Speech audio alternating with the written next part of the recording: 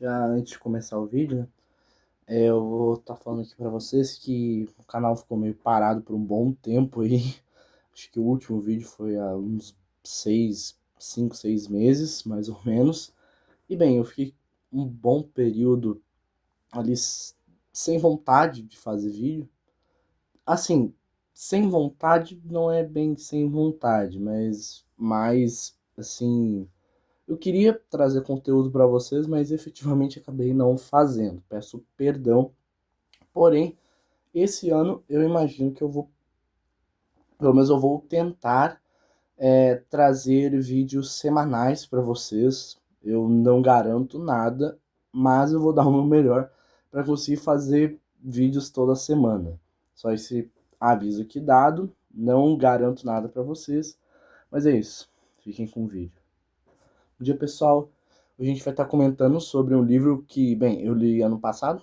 Assim, já deu 2026 aí. Mas antes tarde do que nunca, né? Vamos falar sobre o Retrato de Dorian Gray, do Oscar Wilde. Lembrando que se você gosta dos meus vídeos, deixa o like, se inscreve, ativa o sininho, comenta, faz o procedimento padrão aí, que a gente pede aqui todo vídeo. Enfim, vamos começar a falar sobre o livro. Já é bom dar um adendo de início que essa edição que eu tenho em mãos, que é do clube, não foi a que eu li. Eu li a da Abril Coleções, que eu já vi que tem bastante gente por aí que tem ela. Geralmente as edições da Abril elas são antigas, só que elas têm um trabalho editorial, principalmente de tradução, muito bons. Então, quando o pessoal acaba encontrando, eles acabam optando. Também elas costumam ser baratas. Eu peguei de uma biblioteca. Mas essa edição do clube também é muito boa. Se eu não me engano, a tradução é própria, né, do clube, e também tem bilíngue, né? Então o bilíngue acaba ajudando bastante, principalmente envolvendo escrita de autores irlandeses. Sempre acaba sendo bom você olhar a tradução original, porque nem sempre você consegue pegar tudo. Pois bem, esse é um livro que eu gostei bastante, e ele foi um dos primeiros livros que eu terminei no ano passado, e era um livro que sempre era comentado e recomendado pelas pessoas. E assim, eu sempre fico com o pé atrás com recomendações, mas realmente foi um livro muito bom. Não à toa, no ano, eu acabei pegando outros materiais e livros do Oscar Wilde para ler também. Achei o trabalho do autor muito bom. No geral, os autores irlandeses acabam me agradando muito, e com Oscar Wilde não foi diferente. Vamos dar uma contextualizada, primeiramente. Oscar Wilde é provavelmente uma das figuras literárias mais influentes da Irlanda. Ele nasce ali na metade, bem mais para frente da metade do século XIX, e numa família muito rica e bastante influente, e que já tinha ali uma notória participação em meios intelectuais, no caso do Oscar Wilde por parte da mãe dele, e ele vai crescer ali nesse ambiente bastante aristocrata, e ele vai, a partir dessa visão de mundo, a partir dessas experiências dele, vai construindo essa escrita. Ele, desde cedo, ele já se destacou como dramaturgo. Ele sempre foi, o papel maior dele foi o teatro. Tanto que esse é o único romance dele. Não só o único romance publicado, mas também escrito. Realmente foi o único trabalho, além do teatro e das fábulas que ele fez. E realmente foi provavelmente o que mais se destacou, com certeza. Tanto de um jeito bom, tanto de um jeito negativo, né? Pra vocês terem uma noção, a mãe do Oscar Wilde, ela tinha contato com autores como o Bram Stoker. Não à toa, o Oscar Wilde vai, em momentos de crise, ele vai ali ter contato com o Bram Stoker, que vai ser não bem um mentor, mas um amigo, um conhecido bastante carinhoso com ele. Pois bem, o Oscar Wilde, dessa vida aristocrata, acaba. Ele já tem praticamente a vida ganha, mas ele vai estudando literatura, vai viajando, vai conhecendo outras pessoas, e, bem, ele se casa relativamente cedo, o que, bem, pra época, eu acho que mais ou menos ali, os seus 20 anos não era nada cedo. Quer dizer, talvez para ele fosse um pouco, para as mulheres especificamente, mulheres que se casavam, tinha prioridade maior de se casar mais cedo. Mas o Oscar Wilde, ele já vai ter esse conhecimento e essa influência no meio literário desde cedo, vai se casar, vai ter filhos, e depois ele vai começar a entrar em outros ramos, como, por exemplo, da moda. Ele vai ser uma pessoa muito influente, ele vai dar palestras sobre diversos assuntos envolvendo arte. Ele era não só um artista em vários ramos, como um teórico de arte, assim como outros autores irlandeses também eram. Bem, nessa onda mesmo, o Oscar Wilde ele vai entrar em contato com a literatura decadentista francesa, né, que estava ali na época com muita força, como, por exemplo, Charles Baudelaire, e principalmente tem outro lá que eu esqueci o nome agora, mas é o que escreveu Viagem para o Fim da Noite, que ele é um livro que assim deu um bafafá na época.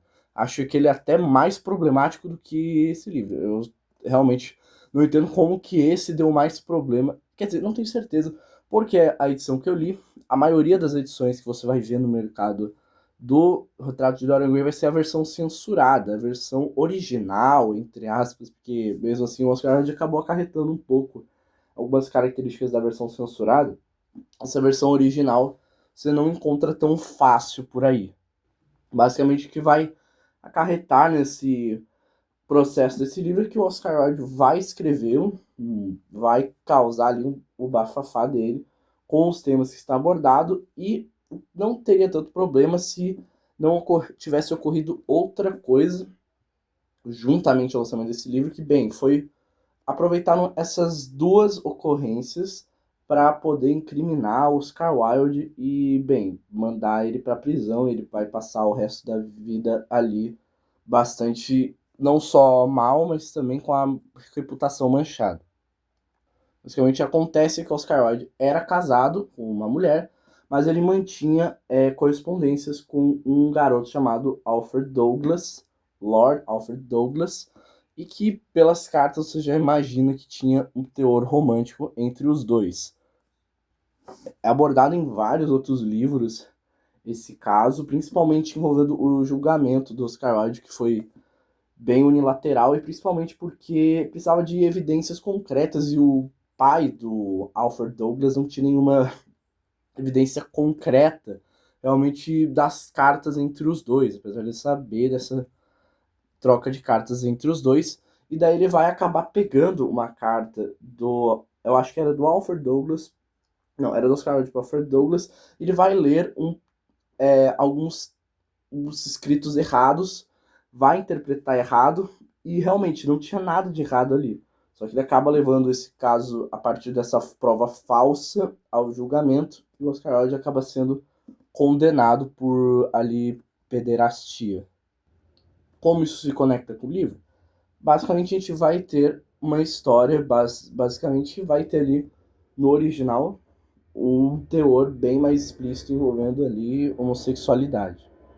Mas também não é o foco do livro. O foco do livro é realmente outro. Ele só acaba abarcando esse tema para ali reforçar a estética decadente que ele se utiliza no livro e principalmente nas obras que todas as obras que Oscar Wilde escreve depois ele passar essa temporada ali, conhecer a cultura francesa, acabam tendo esse ar, esse teor mais sombrio.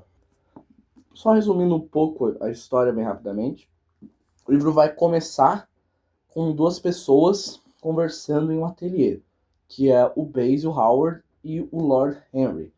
Esses dois personagens vão ser os principais companheiros do nosso protagonista, que é o Dorian Gray. Basicamente, o Basil ele tá falando ali pro Harry como ele sente que a arte dele se tornou completamente obsoleta depois que ele criou o quadro que ele considera que é o quadro perfeito e que nada que ele fizer vai se comparar com aquele quadro que ele fez, que era um retrato do Dorian Gray. O Basil ele desenvolve esse negócio homoerótico, ele é uma pessoa muito viajada, muito ambiciosa e muito insípida nos seus ideais de arte. E o Henry ele é um boêmio que vive a vida conforme os prazeres que vierem à cabeça dele. O Dorian Gray ele acaba indo até o ateliê do Basil esse dia eles acabam tendo conversas, o Henry acaba conhecendo o Dorian e eles acabam ficando amigos. E daí o Basil ele insiste para não mostrar o quadro, não por realmente achar algum defeito nele, mas porque ele tava com ciúme e não queria que o Henry visse o quadro. Mas ele acaba mostrando o quadro e o Henry fica chocado que realmente o quadro era um negócio assim estonteante. E daí eles acabam tendo várias conversas filosóficas sobre a vida e o seu sentido. E daí chega um ponto que eles começam a falar sobre a morte e sobre envelhecer. E daí o Dorian Gray começa a tomar consciência de sua própria mortalidade, de sua finitude, e ele percebe que um dia ele vai morrer, ele vai envelhecer, ele vai se tornar um cadáver, vai envelhecer, enquanto o seu quadro vai permanecer intacto.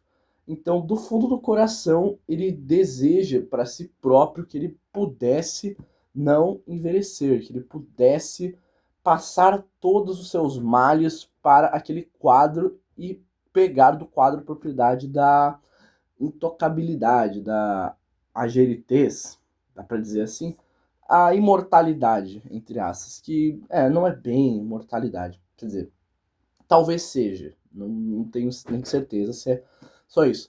Mas enfim, dito e feito, o Basil acaba deixando o quadro nas mãos do Dorian. O Dorian começa a interagir com o Harry e nesse mundo de prazeres, fantasias do Henry. Começa a conhecer um pessoal mais estranho e conforme o tempo passa, ele percebe que, de fato, o que ele desejou se realizou. Agora, o quadro que envelhece e ele permanece intacto. Até aí, estava tudo bem. Só que daí, o Dorian Gray acaba em um desses passeios dele, que ele é realmente uma pessoa muito rica, e também tem uma história da família dele envolvendo a mãe, porque que ele é tão rico, né? Acaba tendo uma DR na família dele. E ele acaba indo para um teatro amador, desses teatros de repertório, que eles adaptam peças famosas. E ele conhece uma mulher que ele acaba se apaixonando instantaneamente, que é a Sybil Vane, que é uma atriz, de acordo com ele, não devia estar naquele ambiente inferior, naquele ambiente completamente amador. E ele vai ficar perdidamente apaixonado por essa mulher. E bem, ele vai querer se casar. E daí já vem um assunto bastante forte que não acho que tenha um teor de opinião do Oscar Wilde, apesar de parecer, em que o Henry ele vai ficar falando pro Dorian Gray que o casamento é uma instituição falida, que não devia fazer isso, que ele vai ficar preso a uma vida cotidiana e aos filhos e tudo mais. Mas o Dorian Gray caga pra isso. Pra mim, toda razão. Mas, enquanto o Basil até apoia ele. Só que daí, a gente vê um aspecto muito grande que, bem, ele também frequenta esses lugares de alta classe e ele acaba acatando muito a opinião do que outras pessoas falam sobre ele.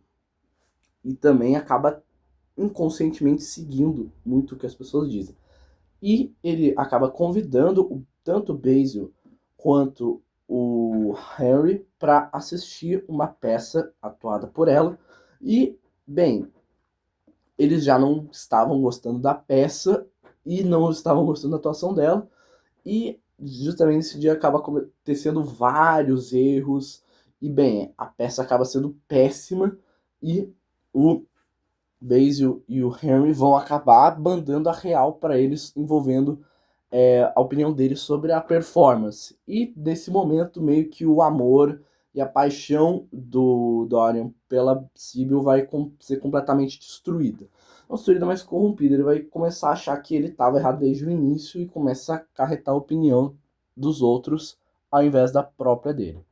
Inclusive, antes a gente muda o foco narrativo para a própria Sybil, que a gente vai ver que ela estava muito ansiosa para se casar com o Dorian.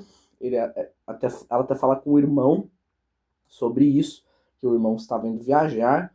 O irmão fica desconfiado envolvendo essa relação entre os dois e pede para ela se cuidar. E daí, logo nesse dia, a Sybil vai atrás do Dorian, porque ela fica realmente triste depois daquela performance, mas tenta agradar o Dorian. Mas o Dorian simplesmente esculacha ela completamente depois daquela apresentação e vai embora. E no dia seguinte, ele acaba recebendo a notícia de que ela acabou por tirar a própria vida. A partir daí, o Dorian vai começar a negar completamente qualquer culpa dele sobre esse ato. Primeiro ele fica se perguntando o que ele fez, mas o Harry, de bom diabo que é, vai ficar falando no ouvido dele, não, que você não teve culpa nenhuma disso, você estava completamente certo, ela que era histérica, idiota, pueril. Inclusive vai até mandar, ele cogita em mandar uma carta de desculpas pra família e o Harry fala, não, não, imagina, faz isso não, foda-se. E daqui pra frente é só pra trás. O Dorian vai cometer diversos atos questionáveis e vai começar a se tornar uma pessoa cada vez pior. E ele começa a ficar paranoico, que ele pega aquele quadro, ele esconde, porque ele começa a perceber como ele muda em tempo real, e ele sente que se as pessoas virem aquilo, eles vão perceber que alguma coisa tá errada com aquele quadro. Então ele tranca aquele negócio lá no porão, e de vez em quando toda vez que ele faz uma ação moral, em que ele tem um dilema moral, ele comete a ação e ele vai direto pro quadro ver se o quadro mudou. Então basicamente ele comete os atos e tenta buscar as ações certas, não só secundariamente ser uma pessoa boa, mas manter a estética bonita do quadro, que bem, isso não funciona. Daí basicamente aquele quadro vai ficando cada vez mais demoníaco e putrefato, até que chega um ponto em que o Basil ele vai até a casa do Dorian e ele vai ali querer pegar o quadro de volta, porque ele recebeu o reconhecimento da sua arte por outros quadros, só que principalmente porque ali o mundo artístico queria ver o quadro que ele fez do Dorian. O Dorian tenta ao máximo esconder o quadro do Basil, só que não dá. O Basil acaba vendo aquele quadro.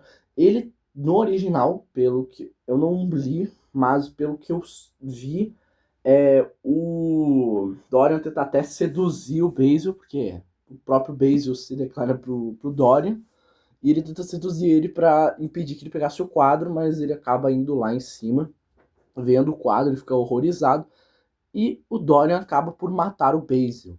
Não bastando isso, ele chama o amigo químico dele para fazer uma solução para derreter o corpo do cara e conseguir se safar.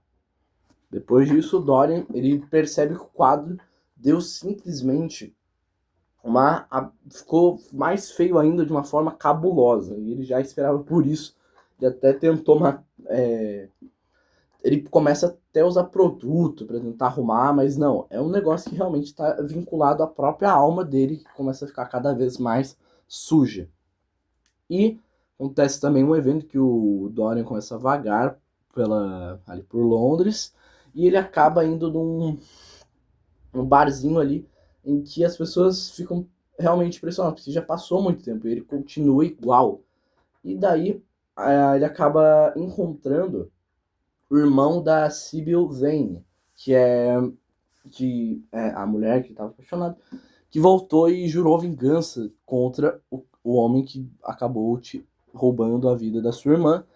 E, bem, ele acaba perseguindo ele com uma arma, ele tenta atirar nele, só que no último momento ele pede, põe a luz no meu rosto. Ele percebe, nossa, o cara é completamente jovem, ele é parecido, mas não tem como o cara, depois de anos, ter ficado exatamente igual. Então o cara vai embora. E daí você começa a perceber também que não só o quadro quem fica ferrado pelos pecados do Dorian, mas ele começa a perceber que tudo começa a girar em torno dele, tudo começa a acontecer a favor dele. Ele fica completamente impune dos seus atos, enquanto o quadro fica cada vez mais destruído.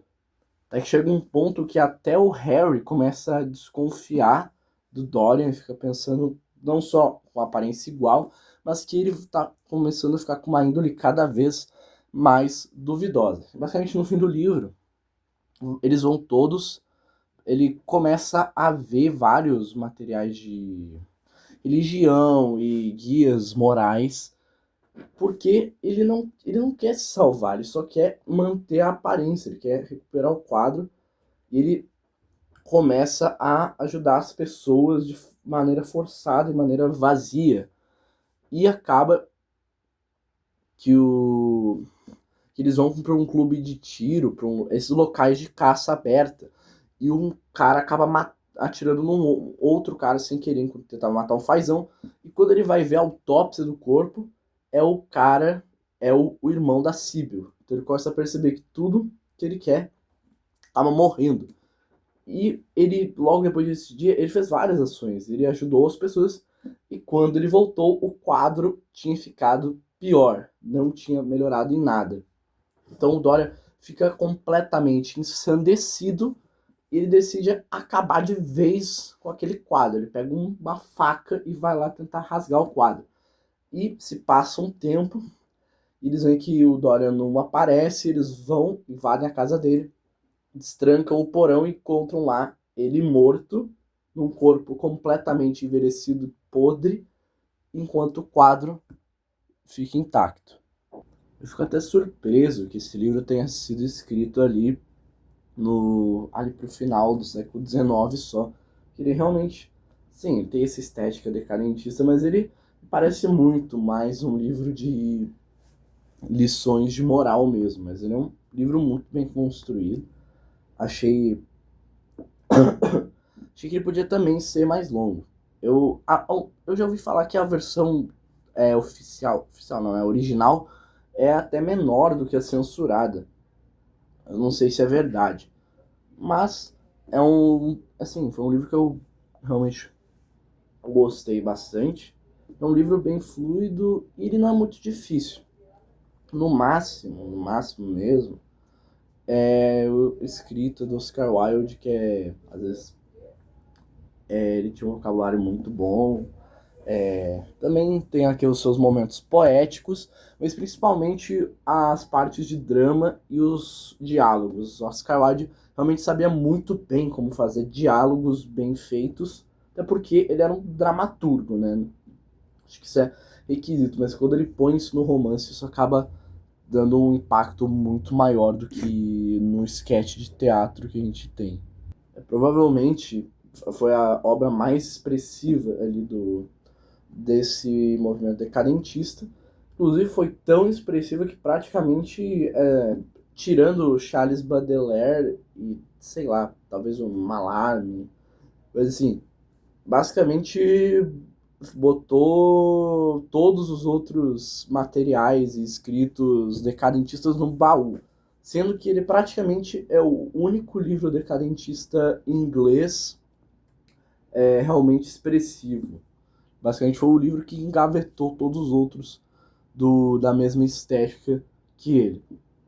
Um livro realmente bem essencial, que vai ali mudar, de certa forma, os parâmetros do que isso pode mostrar em um romance muito mais conhecido, já que ele realmente é o livro, assim, eu não achei tão pesado assim, mas ele, talvez a escrita do Oscar Wilde ajude a sentir mais impacto, mas não é ele é um livro, assim, que realmente todo mundo deveria ler pelo menos uma vez na vida.